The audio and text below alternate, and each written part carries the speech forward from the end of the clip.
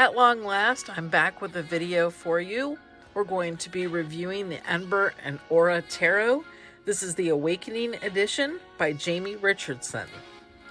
Now, one thing that I have thought about, instead of doing unboxing videos like I've done in the past, I'm going to start just doing review videos, because while it's fun to unbox a deck of cards and get a first look at it and all those first, wonderful impressions, I have much more to talk about after I've had a chance to use these cards with readings with other people, with myself, and just taking the time to really get to know the art and the way that the cards kind of vibe with me.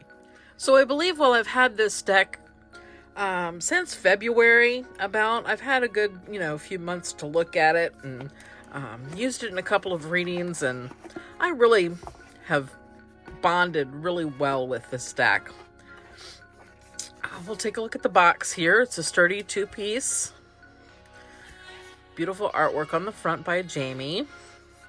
I like the tea stains, or maybe even kind of like it almost looks like burn marks or coffee stains on the box. Just kind of gives it a rustic look. We have the little white book, which we will not take lightly, because this little white book is actually pretty descriptive about the cards and the art, Jamie's intentions when she was creating the deck. Now, just to give you a little backstory on this deck, Jamie Richardson was grieving after her mother had passed away from breast cancer, and she had kind of gone on a self-retreat, rented a little place. I want to say it was in the hills of New Mexico somewhere, a little hacienda. She went and stayed there for a weekend, intending to read and just kind of, get away from herself and her feelings for a little while, maybe journal, heal, basically. And she instead ended up giving birth to the idea for this deck. This card right here on the top, this is the Awakening card, and this is a card that is unique to this deck, and we're going to come back around and talk about this card. We're going to talk about it last, because we're saving the best for last. But I have so many things to say about this deck. I'll leave that there. So, all right, so this is the backs. This has a really smooth finish, not quite the matte rose petal finish, but it's very smooth and it's very easy to shuffle. Moves very well. The edges are gilded in a beautiful rose gold pink. And as I said, this is the Awakening edition of this deck, which is actually the second edition. This came out, I want to say, in February of this year. I was on a pre-order for it, and finally received that just before we all went into lockdown. So I've had, some good time to get to know this deck and really appreciate the uniqueness. So these are the backs, which I feel carry a very strong, feminine, divine kind of vibe to that.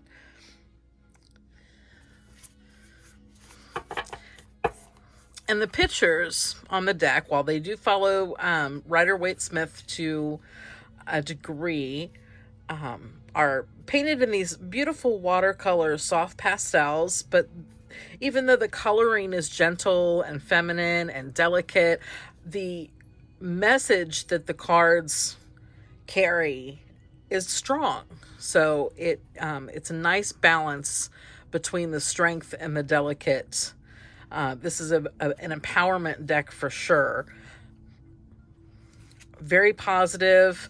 You might be able to use this for shadow work, but definitely I feel like the overall vibe that this deck gives is uplifting and empowering. It's just definitely a strength building deck. It's very honest. I think it is easy to read, not just from knowing the Rider-Waite-Smith, but also intuitively. I've had some very powerful reads with people with this deck. Good feedback. The meanings being deeper than the pictures even go. So let's take a look at some of the cards. and we'll see what I'm talking about here. So we're going to start off with the Fool, which is, of course, the beginning of the journey for anyone. And instead of a man about to walk off of a cliff with his dog, we have a woman who is naked, free-spirited, basically just cartwheeling her way through life. La la la, has looks like little good luck charm talisman hanging off of her ankle. And basically she's cartwheeling through life. Everything is easy going. Lessons to be learned, hasn't learned them yet, got her eyes closed. She's just fearless and just ready for adventure, as our Fool often is. And I'm not going to go over all of these cards. There are some that I really kind of want to focus on just to give you, my honest opinion and review of the deck. Some of the cards are what you would expect, and then I'll critique some others. My opinions might not be popular. They're my own, but we're definitely going to get to know the deck. So here we have the Magician. This is, slightly different than Rider-Waite in that it's a female that's pictured here, and she's got the air blowing her hair back. She's got her water. She's got her fire. She is the spirit. See the all-seeing eye there, and she's bringing it all together, like you would expect from the Magician.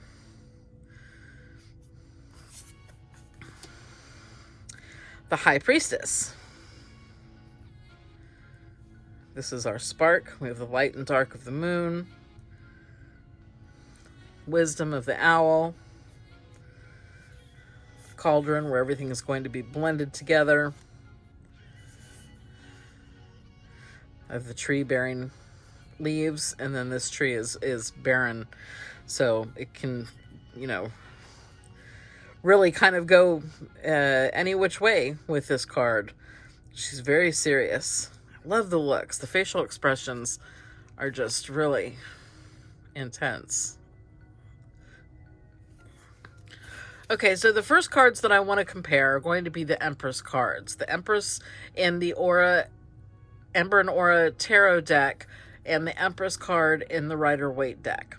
Now, what I found significant and different about these cards that I really like, that I'm leaning towards, is that the Rider-Waite deck shows the Empress pregnant and kind of reclined in a field. Yes, the fields are nice and lush. The water is flowing. The trees are green. Everything is happy and fertile. And it all seems to be at her touch. And that's all good and well. I feel like this representation of the Empress doesn't focus so much on the actual carrying of life, but more on the sustaining of life. It is the nourishment. It is the roots that are provided for the strong upbringing, for everything to become big and fertile and lush like they are in this card. But instead of the focus being on actually carrying life and being the one to bring that life forward, it is more on the long-term goal of nourishing that life and giving it strong roots, which will take hold and then bear fruit later. So, and for this, there's many women that struggle with pregnancy issues and fertility issues, and I just feel like this is a friendlier Empress card. That way, it doesn't place the emphasis on being the giver, the bearer of life, so much as it is on the long-term important job of making sure that life continues and abundantly. So that is definitely a positive, in my opinion, on this deck. That card, I think, is a vast improvement. So we also have our Emperor here. It's one of the few male cards depicted in this deck.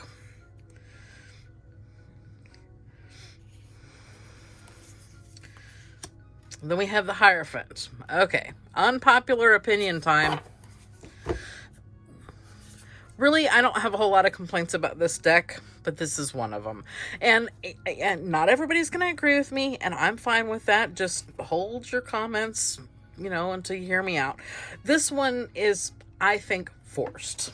Now, when you talk about the Hierophant card from the Rider-Waite, you've got a Judeo-Christian depiction of a bishop, I don't know what he is exactly, but some sort of a religious ruler, somebody who is sovereign, chosen by spirits, above him to provide the wisdom and the knowledge that his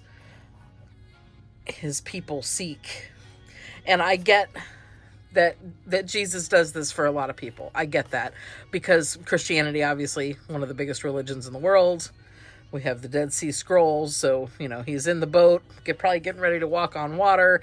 He is the way and the light. And we have the token dove up there. It's okay. There's nothing wrong with this representation of the Hierophant, because obviously it is a good depiction for what the card is supposed to be, but it feels just a little bit forced and a little bit preachy, and I'm not looking for that in my tarot deck. And rant. So, we continue on with the Lovers. We have the juxtaposition of the sun and the moon, the light and the dark, the male, the female, and the journey that they have taken to become partners. The Chariot, this girl's got it going on. She's controlling all the dogs. I like that depiction of that card. All right, so my next one, this is a favorite, is the Strength card. Now, this Strength card is our typical woman and beast scenario, only instead of the woman basically exerting her strength over the lion, we have the lion being super large and protective, it appears, of the woman, who is resting and gathering her strength. And that lion is just begging somebody to come and test him out. She has one arm kind of wrapped around his paw like she's trying to hold on to something. But her eyes are closed. She's definitely resting. But I like the Strength card. I like the fact that instead of it showing her dominating the lion, it shows the lion being protective of her. She's in a vulnerable state, just kind of needs a minute to collect herself, and he's going to make sure she gets that moment. So, just kind of a comparison there for those. Then we have the Hermit. And everybody's used to seeing the old man and his little lantern. Well, now we have this teeny tiny little old woman. Isn't she so cute? And she's in her cave. Her cave looks like stretched spider webs across it. She hasn't gone anywhere in a while. But she's got her illuminating eye up there because she has, and look, and she's kind of got this like quiet, wise, serene look on her face. She's not fretting about being by herself. She knows. She's got the secret to life. Everything that connects her to the world around her, she holds within her. Even when the moon is at its darkest, her internal light glows. Maybe in an ET kind of way.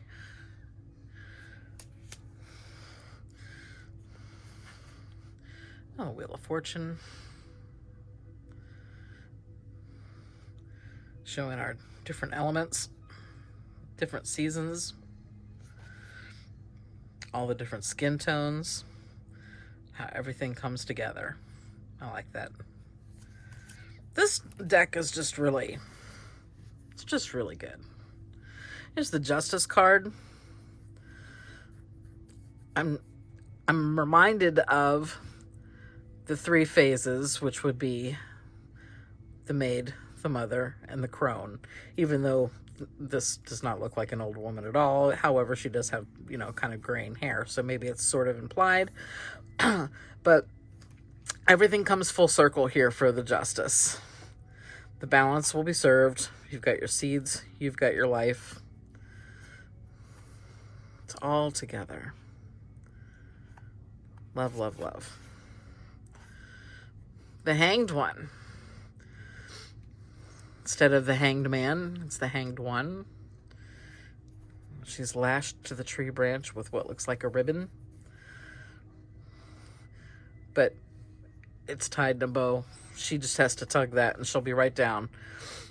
But she kind of seems to be swinging free and enjoying a different perspective on things. Death. Who knew death could be so beautiful? I really like this death card too. Death. This card is, you know, with the sugar skulls, it just kind of reminds me of how beautiful transformation can be. The cute little moths and the butterflies. Doesn't have to be ugly. Temperance. Everything in moderation. The Devil. This is a good depiction too. The Devil is usually a card of our addiction. In this one, the angel has lost both of her wings. She's in a cage. She's blindfolded. The cage door is shut, but the key lays right at her feet. So she could escape, realistically. Her arms aren't even tied. She could stop holding on to herself and take her blindfold off, find the key, and set herself free. Get her wings back and take flight. But she remains. Our addictions are very strong that way. When something has a power over us, it can be very hard to get away. I like this depiction of the devil. Now let's talk about the Tower card. Nobody likes to talk about the Tower card, but we're going to talk about it. I don't know about y'all, but this Tower card has been haunting me for the past couple of months. Everything that's going on in the world seems to come back around to this card. I have drawn this card for other people. I've drawn this card for myself. And every time I just cringe because I don't know about y'all, but the rest of this year has already seemed like the tower has fallen, crumbled, caught on fire, been destroyed, been rebuilt, and started all over again. So how much more can we take? But we see the girl throwing herself from the tower before it's destroyed, and I kind of like the idea that she has fallen, backwards. She's face up. Like she doesn't want to see what's coming. She's afraid to face the truth of everything crumbling around her. So I think that's a very powerful one. And it shows kind of everything happening at once. The lightning, the destruction, the flood. She's, falling into a raging sea. Yeah, nothing about this is good.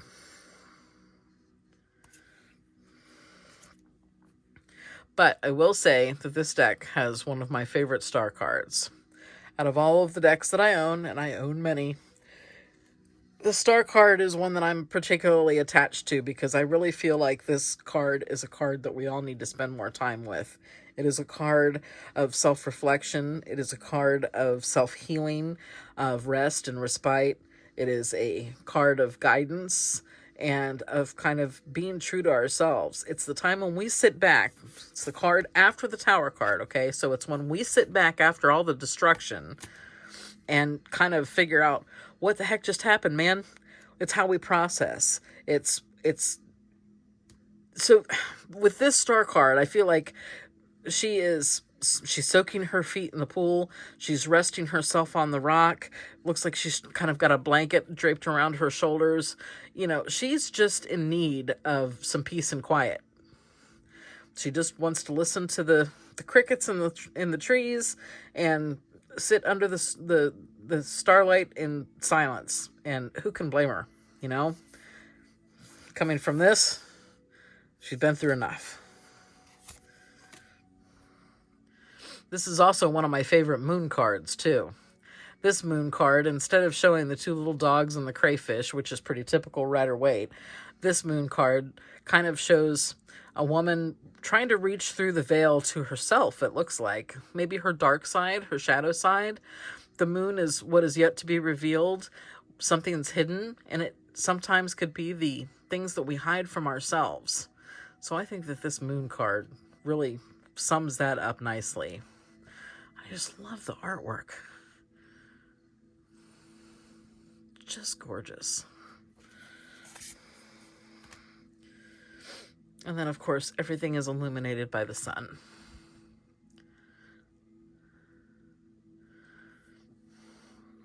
She looks like she's waking up and just enjoying the feel of the sun on her skin. Gorgeous. Gorgeous, gorgeous. Judgment. So instead of people bursting forth from their graves, we just have an angel who looks like she's asking people to maybe just stop and be assessed. Her hand is up. The all-knowing eye, like the third eye.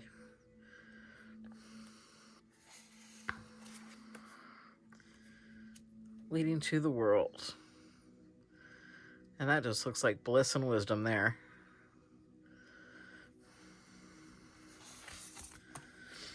All right, so that's the major arcana. I'm not going to go through every card in the minors, because what I'd like to do is just touch on a couple of them here. So I'm just going to do a quick flip. And I'm going to just say that while some of the cards in the minor arcana have full pictures from which you can kind of derive the story, there are a few pip type cards. Like, I don't know, this one I think there could have been more to that. 6 of Wands. 7 of Wands.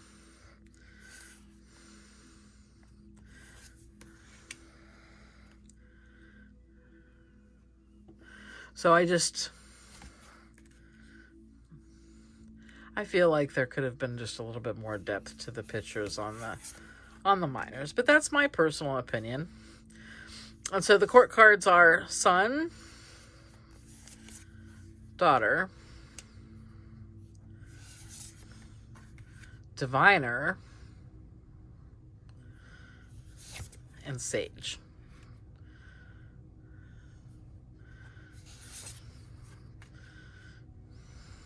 Ace of Cups.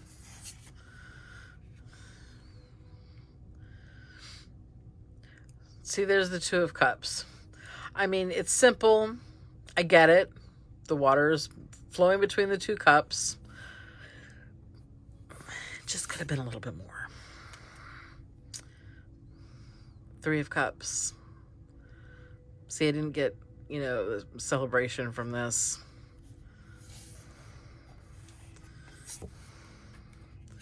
4 of Cups. Missed opportunities. 5 of Cups. Loss and regret. And see, I mean, aside from the eye crying, it just could have been a little more.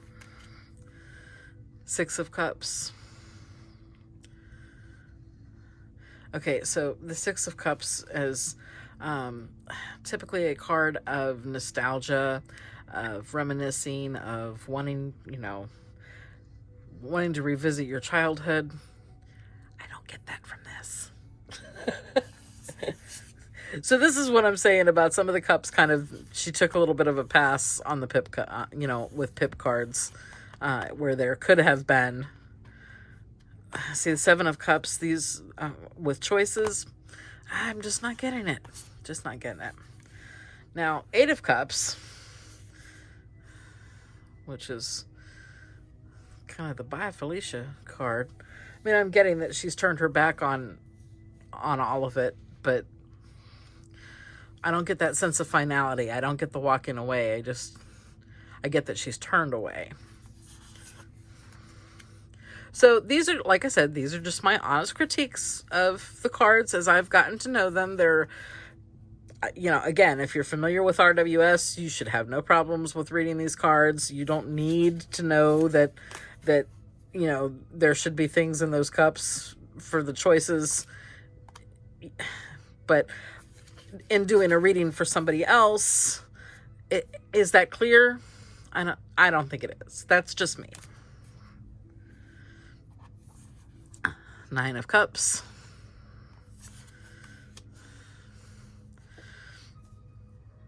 And the Ten of Cups. Now this card should be your happy ending card, your everything has come to pass card, which it looks like everybody's raising their glasses, and there's a white dove. That's kind of cute, but does it say happy ending? Son of Cups. Daughter of Cups. Sage of Cups. Diviner of Cups. And then the coins.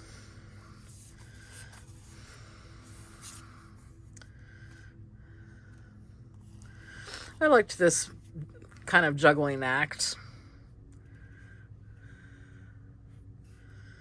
Her balanced on one foot. Three of coins. Four of coins. So we get a little bit more picture-wise on the coins here.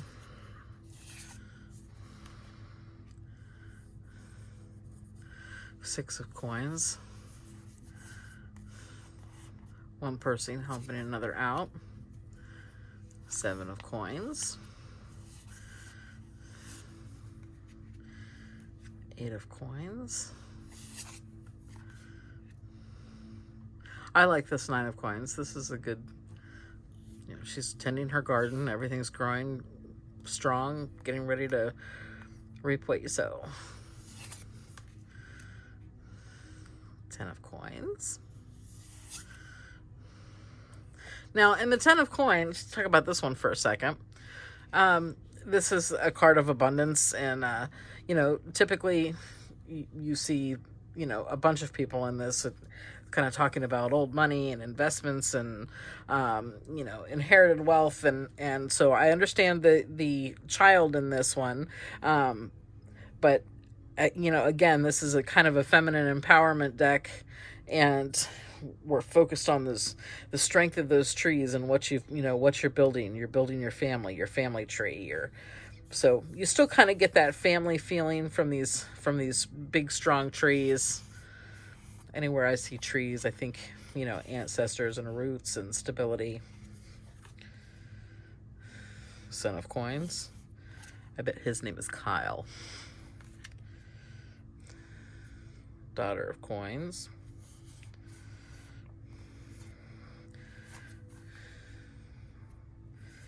Diviner of coins.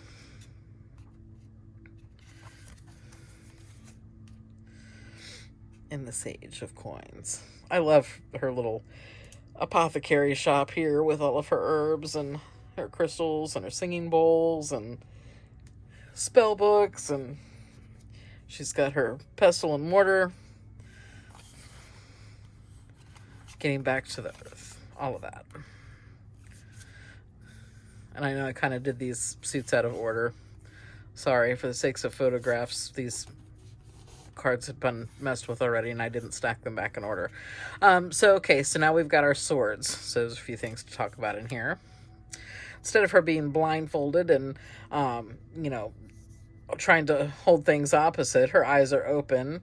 She's kind of precariously perched on her tippy toes, one tippy toe on a rock. So she's struggling. The swords are our challenges.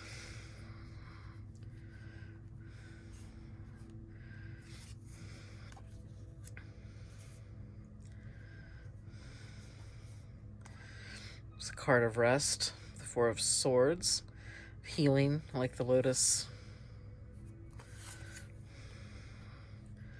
The Five of Swords, I find this to be a very powerful card.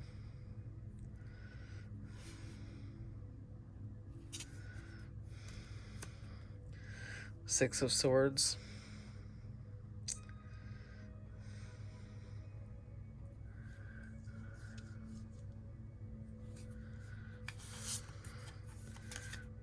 Seven of Swords.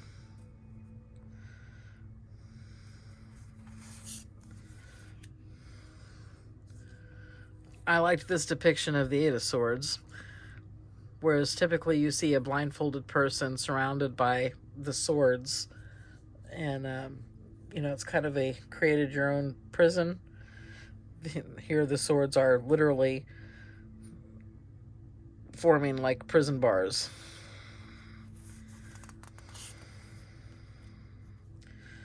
Nine of Swords, anxiety, worry, headaches, being tormented. It's all up in your hair. Things of the mind. Now let's talk about this Ten of Swords. A lot of people look at this card and you know, it's the other bad card in the deck. This Ten of Swords is so powerful to me.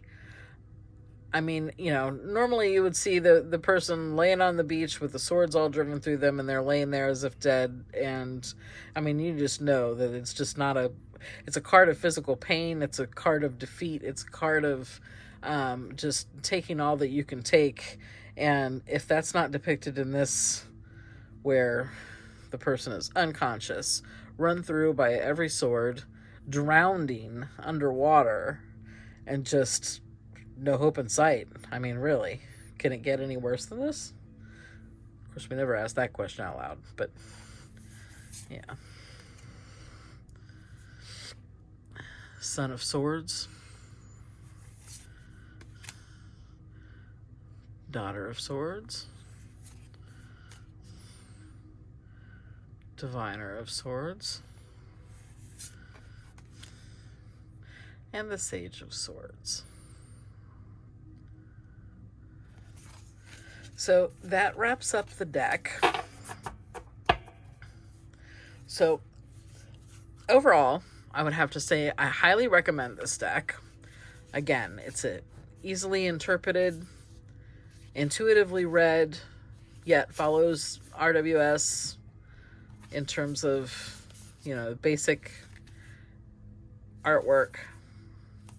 You should be able to pick up the meanings very easily. Again, my complaint with the minor arcana is that those pip cards could have been a little bit better. A little bit more artwork, I think, on the cups and the wands would have made me happy. But aside from that, in the Hierophant, I really don't have any other complaints about this deck. So now we're going to talk about the final card here, the Awakening card. And this card, Jamie included, this is unique to this deck. It could be part of the major arcana. It could be just like a bonus card. I treat it as yet another piece of the major arcana, and I feel like it comes after the world. I feel like it's the 22nd card. It really screams to me, blindfolds off. I am like, look at this powerful stance. This girl is ready. She is now ready to take on the world. She has made her journey. She has gone through all the hardships. Blindfolds off, wings spread. Let's make life happen. I really love this card, and I've pulled it numerous times in readings, and the people that I've pulled it for have really enjoyed this card and been able to relate to it as well. So that's definitely a plus. So the guidebook, like I said, is pretty basic. It's got her little brief story about her little sabbatical that led to her creating the deck. Each card, even though it's in black and white, does have a little blurb about what she intended with the artwork, how to read it upright, how to read it reversed. I don't believe she had any specific spreads in here. Yeah, no additional spreads. Just a little bit of insight into each one of the cards. So this is still available on the Ember+Aura Tarot.com website. It was $48 US. I know they still have copies of it left. However, I'm not sure how many and for how long. This was a very popular deck the first go around. It was a very popular deck the second go around. Don't know if they intend to do a third edition or not, but if you are interested in this deck at all, I would highly recommend snagging a copy of it while you can. I think it's also available on Etsy too. But yeah. So, Ember+Aura Tarot, the Awakening Edition by Jamie Richardson. I hope you enjoyed my review. If you did, please give it a like. Hit subscribe to follow me and see other reviews of other decks. Going to be upcoming, we've got the Shadowland Tarot by Monica Badurski we're going to be looking at. Also the Brady Tarot, the second edition. I just got that. I'm just in total awe. Once we pry it out of my hands long enough for me to actually start writing down some stuff I like about it, we'll get to reviewing that one as well. So I hope everybody is having a great weekend. I hope everybody is surviving this quarantine. Don't go crazy, and I'll talk to y'all soon. Love you guys. Bye.